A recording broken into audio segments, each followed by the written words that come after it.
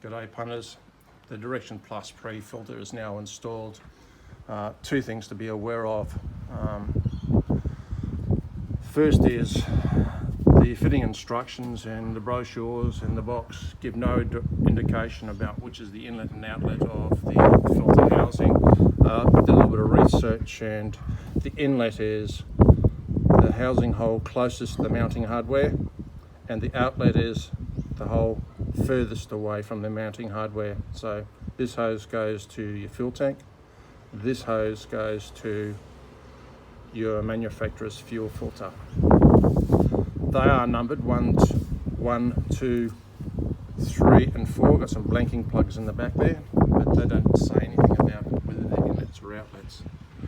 Second thing is, if you aren't going to install these filters where the manufacturers recommend, which is if you don't have a second battery, where the second battery is, or if you have a second battery, there's a bracket that they supply which mounts up to the radiator support. So if you aren't going to mount there, you need to be aware of the fittings that will come with the kit. In my circumstance, because I ordered a kit that assumed I had a second battery, which is the case, it came with right angle fittings coming out of the housing.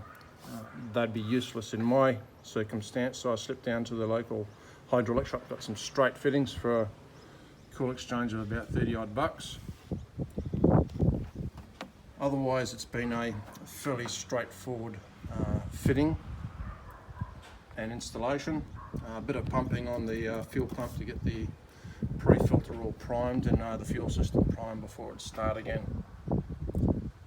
Tomorrow I'll be cracking on to some work on the inside of my canopy of mounting some max tracks, and I've got to do some work on the mounting hardware inside there. Otherwise, till next time, cheers.